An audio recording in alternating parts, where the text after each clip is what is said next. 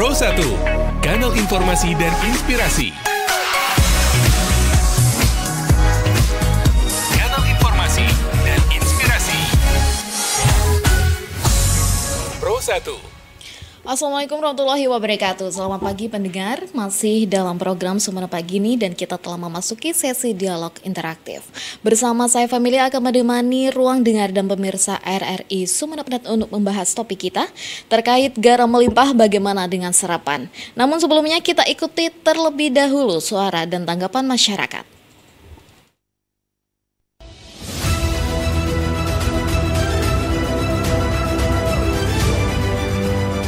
Saya Wibowo dari Desa Bukit Papas. Mengenai dengan produksi garam, memang kalau produksi garam itu dilaksanakannya pada saat musim kemarau, karena untuk memproduksi garam ini kan butuh sinar matahari. Jadi kalau misalkan hujan kan tidak bisa. Makanya harapan masyarakat di sana kan menginginkan bagaimana di saat musim hujan ini juga bisa berproduksi, karena untuk mata pencaharian sendiri di masyarakat pinggir Papas itu memang bekerja sebagai petani garam rata-rata. Ya harapannya dari pemerintah sendiri diharapkan ada solusi, ada inovasi bagaimana di saat musim penghujan seperti ini masyarakat kita itu tetap bisa memproduksi garam. Saya Ahmed, warga Pamekasan. Terkait berhentinya produksi garam saat musim penghujan seperti saat ini memang selalu dilakukan oleh para petani, karena jika produksi terus berlanjut saat musim hujan maka akan membuat mereka gagal panen, sebab garam akan terbentuk ketika musim panas saja, dan dengan begitu maka petani garam ini akan menganggur ketika tidak memproduksi.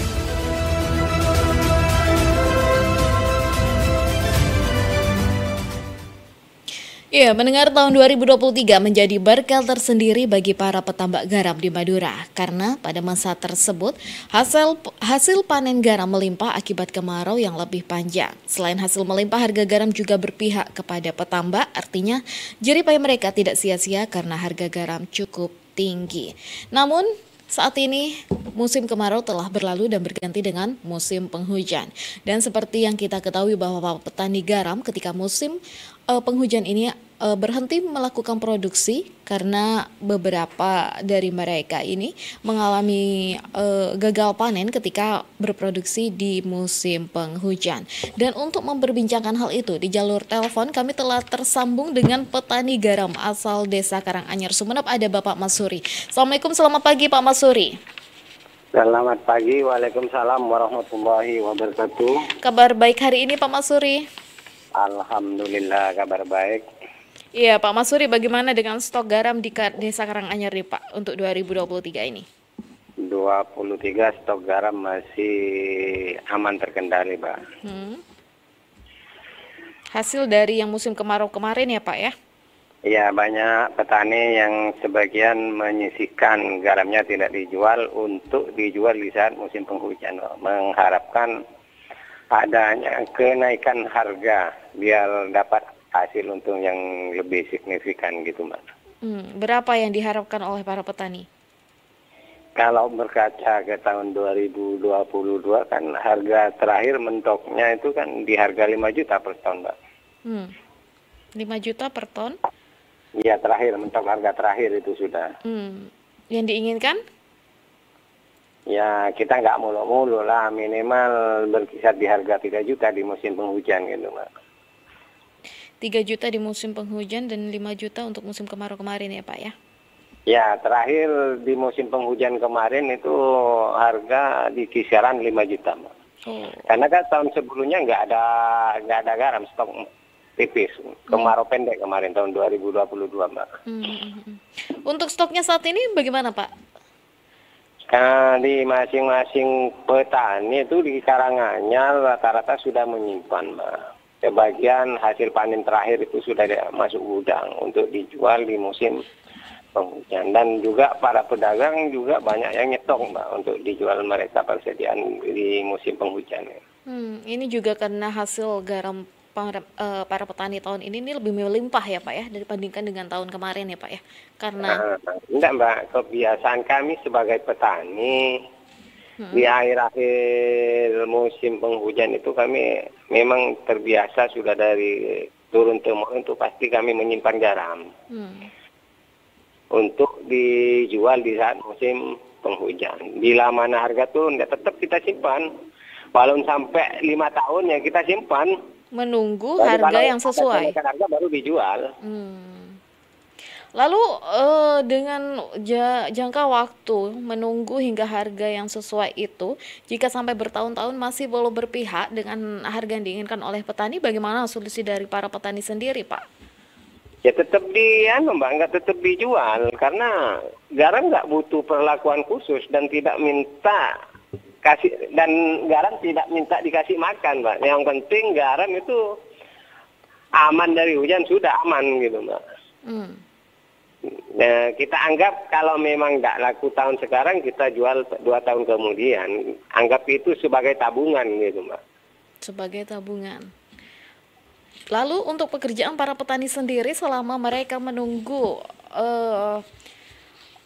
hasil panen mereka laku, bagaimana, Pak? Apalagi di musim penghujan ini. Pekerjaan petani garam ini di Desa Karanganyar, Mbak. Sebagian ada yang melaut. Sebagian lagi ada yang menyebar benih udang dan benih bandeng gitu, Mbak. Mereka yang dimakan selama musim penghujan, Mbak. Berarti mencari pekerjaan lain ya, Pak, ketika musim penghujan? Ya, biasanya kami kalau musim penghujan, sebelum musim kemarau habis, kita sudah nebar benih bandeng, Mbak, untuk diharapkan setelah 1 bulan 2 bulan bisa kita jual untuk kita konsumsi dan sebagian untuk kita jual gitu, Mbak. Kualitas garam sendiri, Pak, untuk petani di Karanganyar? Ya, kualitas kita juga baik, Mbak, karena ada grade-nya nggak, Pak? Tradisional kita kan sudah pakai geomembran, Pak, sesuai dengan standar yang dibutuhkan oleh pabrikan itu, Mbak, asalkan garam itu cukup umur. Kalau di bawah 3 hari itu pabrik tidak bisa nerima karena garamnya halus. Tapi kalau standarnya itu kan 5 hari ke atas, Mbak, itu pabrik bisa nerima gitu kan. Berarti ada kualitas 1, kualitas 2 gitu ya, Pak, ya, untuk garam sendiri. Tapi yang terjadi sekarang, Mbak, itu tidak terjadi KW1, KW2. Yang penting garamnya kasar sudah masuk, Mbak. Kan kalau sudah normal musim kemarau itu kan petani tidak pernah tidak bikin garam halus, dan rata-rata 5 hari ke atas, Mbak. 1 minggu, 10 hari, kadang ada yang ngambil setengah bulan gitu sekali panen. Beda dengan awal-awal panen itu dikejar dengan takut hujan, 1-2 mengejar harga yang lebih tinggi. Jadi mereka 2 hari dipanen, 3 hari dipanen untuk antisipasi di saat masih musim belum menentu, nggak takut hujan atau gimana gitu kan. Awal-awal musim kadang diganggu dengan hujan, dan juga di akhir-akhir musim penghujan ini, kemarau ini kan sudah ada yang hujan, jadi mereka takut. 3 hari sudah dipanen, 2 hari sudah dipanen gitu. Ya akhirnya masuk ke pengecer-pengecer pick up itu, Mbak, untuk pengasinan, ikan pengasin itu. Harganya? Sama aja dengan harga pabrik, dengan pengecer itu. 5 juta itu ya, Pak, ya, per tonnya ya? Enggak, kalau sekarang kan masih kisaran 13, 12, kadang ada yang ngambil 14 gitu kan. Di harga 5 juta itu kemarin kan sudah tidak ada garam lagi, Mbak. Makanya garam bisa mencapai titik 5 juta karena sudah banyak yang terjual di saat harga 3 juta itu, Mbak. Kan semakin garam menipis di gudang, semakin harga naik gitu kan. Berarti pintar-pintarnya petani garam ini harus membaca peluang ya, Pak, ya? Iya, kita untuk kan mendapatkan harga 5 juta. Iya, makanya petani garam itu tidak semuanya menjual hasil panennya di saat musim kemarau. Jadi mereka rata-rata itu menyisakan garam untuk dijual musim kemarau, penghujan, Mbak. Untuk stok garam Pak Masuri sendiri yang dimiliki Pak Masuri saat ini berapa nih, Pak? Kalau di tambak saya ada sekitaran 100 tonan, Mbak. Saya nggak jual, Mbak. 100 tonan ini dan akan dijual di musim penghujan nanti ya, Pak, ya? Ya, tergantung. Umpamanya harga masih di bawah 2 juta ya kita tetap taruh dulu, Pak. Karena kita di saat nimbun kemarin kisaran harga 1.700.000 itu kita sudah mulai masukkan ke gudang. Sampai turun di harga terakhir 1.200.000 gitu, Mbak. Dan 100 ton ini akan dikeluarkan kalau harganya bersahabat ya Pak ya? Iya. Dan sesuai keinginan dari petani. Ya Pak Masyuri, untuk perhatian pemerintah kepada para petani garam bagaimana Pak? Ketika memasuki musim penghujan, ketika para petani tidak memproduksi garam, apakah ada perhatian lebih? Kalau dari pemerintah nggak ada kalau di musim penghujan. Yang kami harapkan bagi pemerintah itu agar terkendalinya masuknya garam impor ke Indonesia gitu, Mbak. Karena kita nggak munafik, Indonesia memang butuh garam impor. Tapi itu bukan untuk konsumsi, itu semua untuk industri. Karena Indonesia belum bisa memenuhi garam industri dan masih sedikit yang memproduksi garam industri gitu, Mbak. Yang kami khawatirkan kalau impor tidak terkendali, Mbak, kayak yang tahun 2019, kota impor yang dulu 3 juta ton, itu rembes sampai 4 juta ton. Gitu. Akhirnya itu rembes ke konsumsi. Kalau sudah rembes kayak gitu, Mbak, gudang pabrikan itu enggan membeli garam petani itu. Akhirnya kayak orang puasa Senin Kemis, Mbak, yang biasanya ngambil tiap hari, pabrikan itu ngambilnya Senin 1 truk ke masing-masing supplier yang punya nama di pabrik itu. Kamis 1 truk, yang biasanya tiap hari ngambil 2 truk sampai 3 truk, malah ngambilnya Senin Kemis itu. Kalau ada rembesan garam impor itu, Mbak. Tapi untuk garam lokal sendiri ini kualitasnya bersaing tidak? Dapat bersaing tidak Pak dengan garam impor? Kita bukan masalah bersaing tidak bersaing, Mbak. Garam impor itu kan rata-rata industri, Mbak. Sedangkan garam kita itu standarnya kan dikonsumsi, Mbak. Kita hanya untuk garam rakyat ini fokusnya untuk garam konsumsi kebutuhan itu, Mbak. Sedangkan untuk industri kita memang impor. Kemarin tuh dari Australia sama dari India, gitu kan. Untuk garam lokal ini apakah tidak bisa untuk memenuhi kebutuhan industri sendiri? Tidak bisa, Mbak. Kualitasnya tidak kuat. Kualitas yang dibutuhkan untuk kebutuhan industri ini yang bagaimana, Pak? Mas Suri? NaCl itu tinggi, terus kasar. Dan terus itu berumur, Mbak. Kan petani di sini rata-rata maksimal 10 hari, Mbak. Kalau industri itu kan di atas 30 hari, Mbak, baru bisa memenuhi kriteria garam industri, Mbak. Pernah tidak di Sumeneb ini khususnya di Karanganyar yang kualitasnya ini hampir sama dengan garam Belum yang ada, Mbak. belum ada. Tidak pernah mencoba? Kawan saya itu, Mbak, garam import itu, garam industri itu enggak basah, Mbak. Kayak kering itu. Kalau garam kita diinjak, kaki kita basah. Tapi kalau garam import kita walaupun jalan di atasnya, kaki kita tetap kering gitu kan. Sepengetahuan saya tentang garam import itu. Makanya cocok dengan industri. Kalau garam kita dipakai cepat habis karena Mbak, apa namanya kata orang Madura itu, tak geli itu. Menggaram industri itu kuat, Mbak. Walaupun dipencet itu enggak hancur. Untuk harganya jauh berbeda? Sebenarnya hampir sama dengan dengan garam import karena kan pasar global, Pak.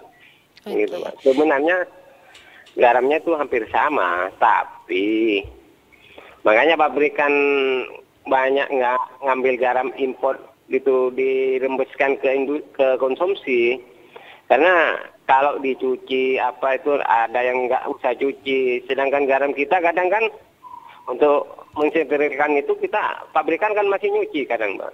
Nah di situ kan kesusutan banyak pabrik gitu kan. Iya Pak Mas Suri, tahan dulu sebentar, kami ada penelpon yang ingin bergabung. Halo, assalamualaikum, selamat pagi. Waalaikumsalam warahmatullahi wabarakatuh. Yang terhormat Mbak siapa ini penyiarnya ini? Dengan Familia, Pak. Oh, Familia. Salam kenal, salam NKRI. Iya, dengan siapa di mana? Ya, ini Bapak narasumbernya Bapak siapa? Pak Masuri, Pak. Petani garam asal Desa Karanganyar. Oh, Bapak Masyuri. Ya. Ini dengan Bapak siapa? Salam ukhuwah Islamiyah. Saya Ahmad Abdullah dari Jember, Jawa Timur, Bangkit Indonesia Maju. Dari Jember? Ya, betul. Pendengar setia dari Jember, Jawa Timur. Iya, silakan Pak Ahmad. Ada yang ingin disampaikan? Ya, begini ya. Karena sekarang di era global ya, pasar bebas ini ya, petani garam ya, sangat punya tantangan yang sangat aneh, nah, gitu kan ya. Nah, langkah ke depan yang persiapkan seperti apa supaya petani garam ini tetap sejahtera dari dulu sampai sekarang. Tolong dijelaskan, dan tantangannya bagaimana supaya di era global, di era digital ini bisa puas, semuanya puas gitu. Antara konsumen dengan petaninya tuh puas semuanya gitu, bisa maju gitu maksudnya. Tolong dijelaskan, terima kasih, kurang lebihnya salam sehat, salam tangguh, dan salam Pancasila. Buat RRI-nya, sekali di udara, tetap di udara. Terus mengudara untuk Indonesia. Baik, terima kasih Pak Ahmad Abdullah dari Jember. Ya, Pak Masuri, mungkin bisa langsung ditanggapi nih.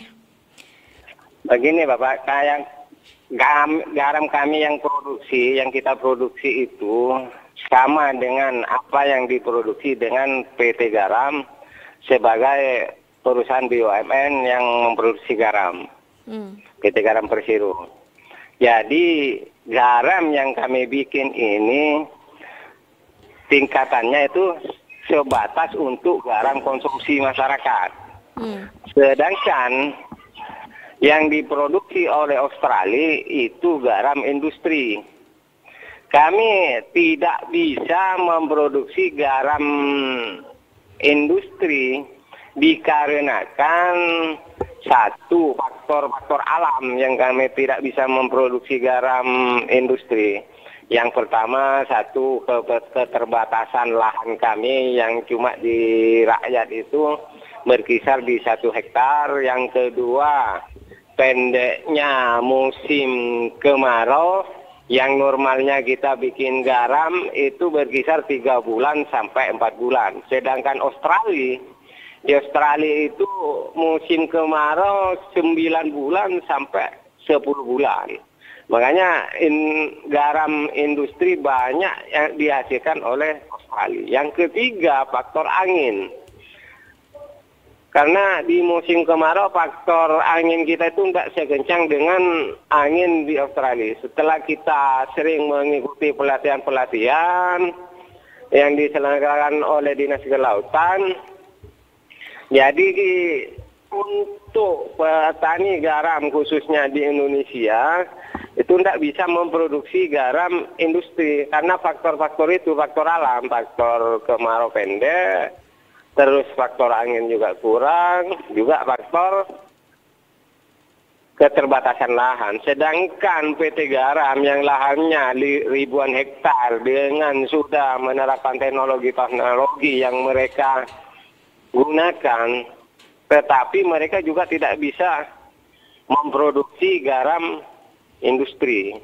Iya, baik. Kami mengharap untuk kesejahteraan petani garam cuma satu, pemerintah bisa mengontrol masuknya garam impor khususnya untuk industri biar nggak rembes ke konsumsi gitu kan.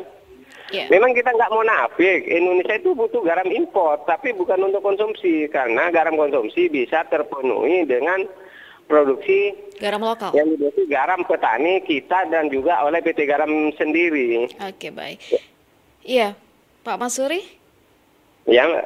Iya, waktu kita terbatas nih, Pak.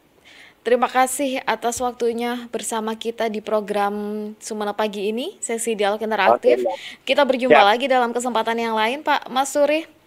Siap. Ya, terima kasih Pak Masuri, petani garam Desa Karanganyar Sumeneb. Assalamualaikum warahmatullahi wabarakatuh. Waalaikumsalam warahmatullahi wabarakatuh.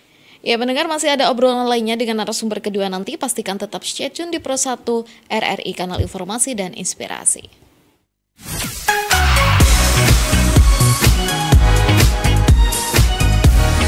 Pro 1.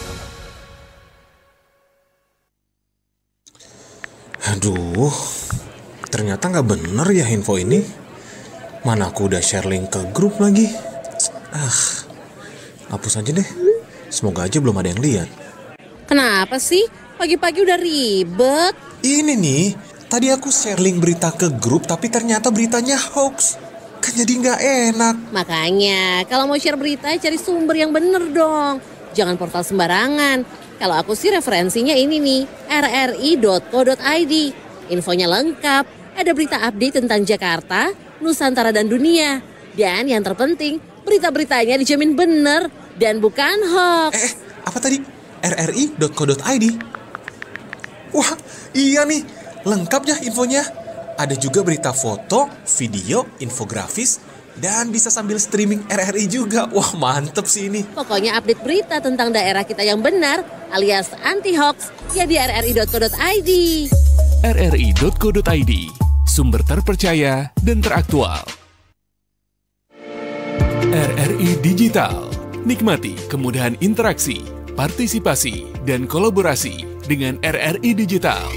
Interaksi, dengar dan saksikan siaran langsung kami, daftarkan akun Anda, dan mulailah berinteraksi di setiap program dan konten kami.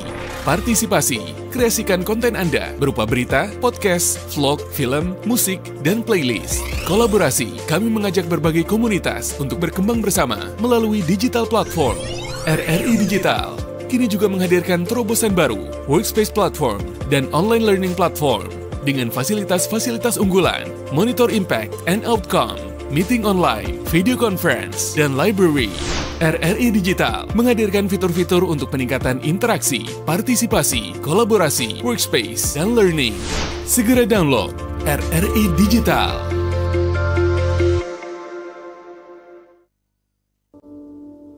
Pokoknya sekarang kita nabung. Kalau uangnya udah kekumpul, kita keliling Indonesia. Setuju! Mama, iya Randi tos di Jogja, meni bagus pisan. Bu, Raya sama teman-teman udah sampai nih di Labuan Bajo. Cantik banget, Ibu harus lihat deh. Bunda, Gaga ini lagi di Ambon. Sebentar lagi Gaga sama teman-teman sampai di Banda Neira. Wah, bagus banget. Sekarang saya percaya kenapa Sultan Syahrir pernah bilang jangan mati sebelum ke Banda Neira. Bersyukur banget kita nggak milih luar negeri buat liburan ini. Walau belum semua kita datengin, tapi Indonesia keren banget ya. Buka mata kita dan lihat sekeliling. Begitu beruntungnya kita bisa jadi warga negara Indonesia. Bahkan kamera pun tak kuasa untuk mengabadikan indahnya negeri ini. Bersatulah Indonesia, jangan pernah terpecah belah. Walau kita berbeda, walau kita tak sama, Radio Republik Indonesia, kita Indonesia sesungguhnya.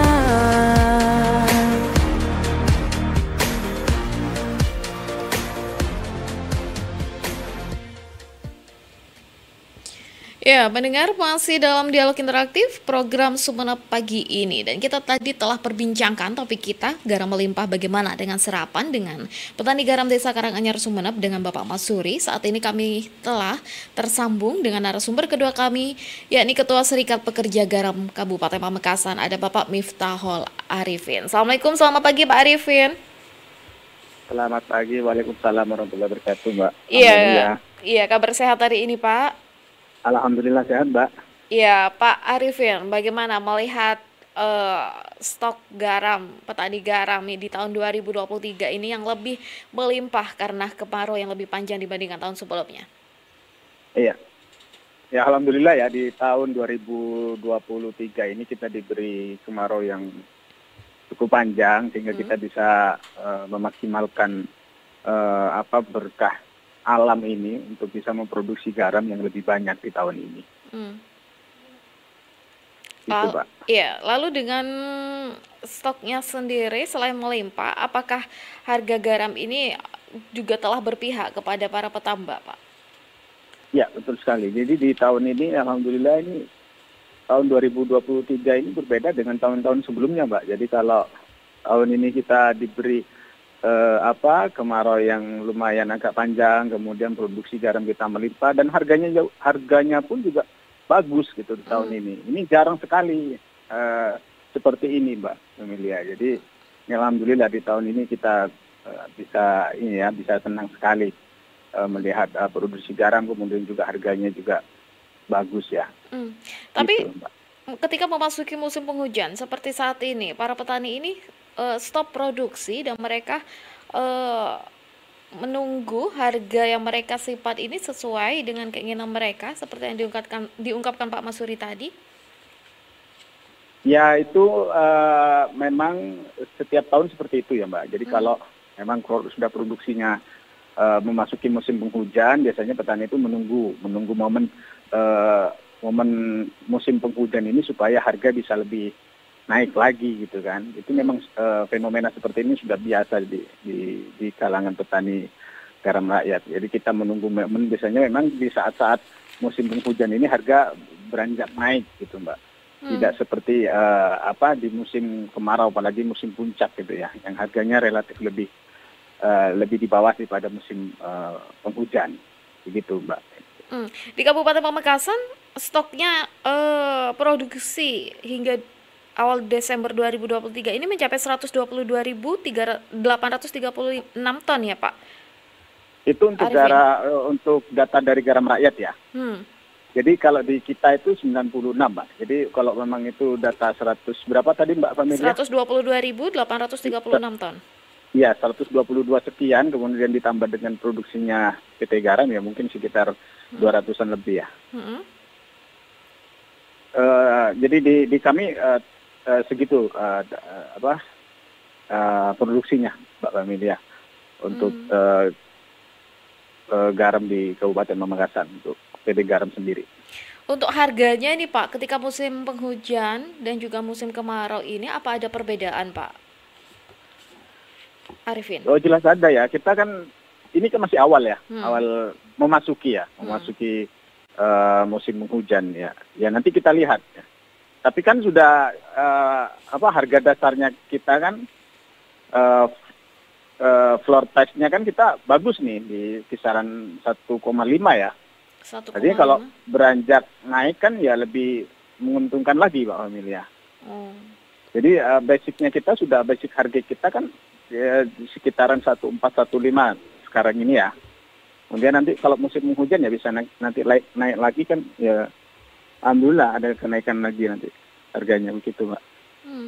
Dengan banyaknya hasil produksi garam yang melimpah di tahun ini, Pak Arifin, apakah ini ada impor garam kembali yang jumlahnya hampir sama seperti tahun kemarin atau berkurang impor garamnya?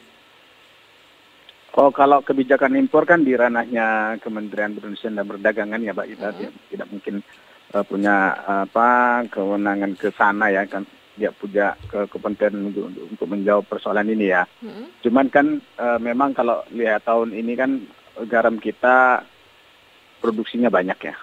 Alhamdulillah produksinya banyak. Mungkin kalau nanti di total ya kisaran di 2,22 juta ya. Artinya memang untuk kebutuhan secara nasional kebutuhan garam di Indonesia kan sekitar 4,6 juta ya. Jadi mesti akan ada kekurangan. Ya kalau memang impor itu diberlakukan ya dilihat neraca garamnya gitu, jangan sampai oversupply gitu sehingga tidak merusak tatanan harga yang ada di Indonesia gitu, Mbak. Jadi kita harus melihat dulu kebutuhannya seperti apa, jangan sampai kalau memang mau dilakukan impor jangan sampai ada kelebihan oversupply terhadap produk garam ini, Mbak. Iya. gitu. Tapi apakah garam lokal kita ini dapat bersaing, Pak, secara kualitas dengan garam impor nih? Oh, sangat bisa ya. Kalau saya melihat kan memang garam kita baik ya. Cuman kan memang ribuan petani garam kan kita tidak bisa menjamin masing-masing orang ya terkait dengan kualitasnya ya, karena masing-masing orang kan berbeda ya. Itu dalam proses pembuatan garamnya ya. Tapi secara umum garam kita baik dan bisa bersaing dengan garam impor ya. Karena mungkin di garam impor itu sebelum dijual di Indonesia kan dilakukan proses namanya proses washing ya, pencucian gitu ya.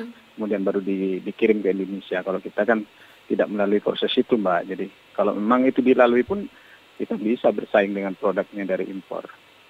Ya memang untuk kuotanya, Mbak, kuota garam, kebutuhan garam di Indonesia ini memang tidak bisa kita pungkiri, memang kekurangan kita untuk menutupi kebutuhan garam nasional, garam industri dan garam konsumsi sekitar 4,6 juta itu.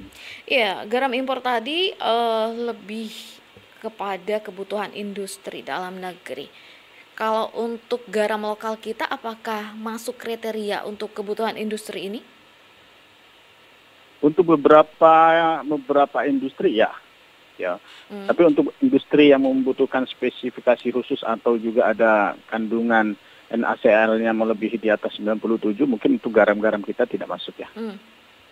Jadi mungkin ada beberapa industri yang bisa kita masuki, tetapi untuk industri-industri yang membutuhkan spek garam yang tinggi, ya garam kita mungkin tidak masuk, dan itu bisa dipenuhi oleh garam impor.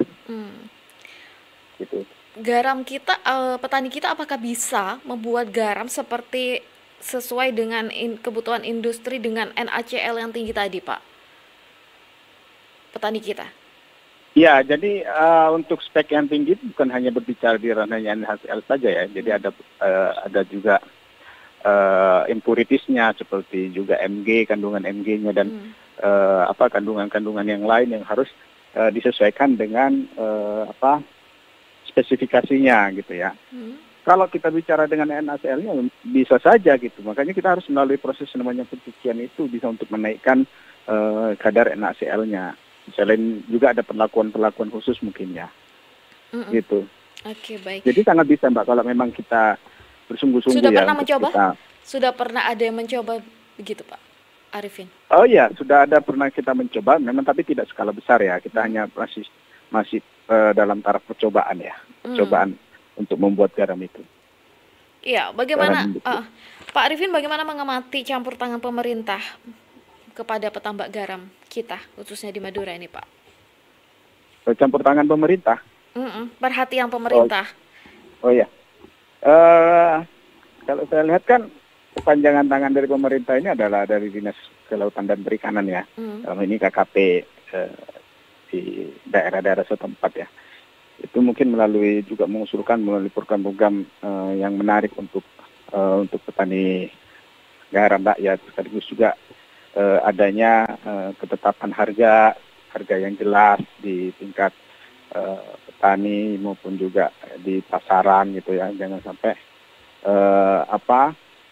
petani itu dirugikan gitu ya dengan harga misalkan di bawah harga pokok. Itu kan menurut saya kan kasihan sekali karena petani kalau harga garam tidak ada kepastian harga, kemudian harga di bawah harga pokok produksi, ya itu sangat kasihan lah melihat kondisi seperti itu. Tapi alhamdulillah di tahun ini harganya di atas HPP, harga pokok produksi, sehingga petani bisa tersenyum di tahun ini ya. Lebih sejahtera ya, Pak. Perlu juga adanya campur tangan melalui koperasi, kemudian juga ada bantuan-bantuan yang sifatnya bisa mendukung proses produksi. Ada contoh ada bantuan dari pemerintah terkait dengan contoh ini ya di biomembran atau apapun lah, atau pinjaman maupun mudah pinjaman. Apapun lah bentuknya, mungkin yang lebih berkompeten menjawab ini dari Dinas KKP ya, selaku kepanjangan tangan dari pemerintah. Gitu, Mbak. Oke. Ya, Pak Arifin, terakhir yang ingin disampaikan kepada para petani kita, Pak, petani garam? Ya, kita terus bersemangat ya untuk seluruh petani garam yang ada di Indonesia untuk terus bersemangat kita, jangan sampai kita lemah atau kita tidak punya semangat untuk memproduksi garam. Yakinlah bahwa garam ini adalah produk strategis yang mempunyai nilai karena kebutuhan garam itu tidak bisa disubstitusi dengan produk yang lain dan akan selalu dibutuhkan oleh masyarakat. Seluruh industri itu membutuhkan garam. Jadi kalau dari petani tidak memproduksi garam, maka dari produk luarlah yang akan masuk, dan ini akan sangat aman sekali, akan ada peluang yang sangat besar dan manfaat kesejahteraan petani yang bisa kita dapat. Itu, Mbak. Oke, baik. Terima kasih Bapak Miftahul Arifin, Ketua Serikat Pekerja Garam Pamekasan atas waktunya pada pagi hari ini di Dialog Interaktif bersama RRI. Terima kasih banyak Pak Arifin. Assalamualaikum. Sama-sama. Waalaikumsalam. Ya, itu pendengar obrolan kita dengan Ketua Serikat Pekerja Garam Pamekasan Miftahul Arifin terkait garam melimpah. Bagaimana dengan serapan, dan tentu harapan kita semua bahwa garam lokal yang diproduksi oleh para petani kita ini dapat bersaing secara kualitas dan mampu memenuhi kebutuhan industri dalam negeri sehingga tidak ada lagi garam-garam yang diimpor dari luar. Dan demikian Dialog Interaktif Sumeneb pagi ini. Saya Familia bersama kerabat kerja yang bertugas penyiar Siti Aisyah, gatekeeper Andi Jaya Purnomo, kru RRI Sumeneb Net Ahmad Zaini dan Beni undur diri dari ruang dengar Anda dan pemirsa RRI Sumeneb Net. Tetap di Pro 1 RRI Sumeneb karena masih banyak segmen menarik lainnya. Wassalamualaikum warahmatullahi wabarakatuh. Pro 1, kanal informasi dan inspirasi. Kanal informasi dan inspirasi. Pro 1.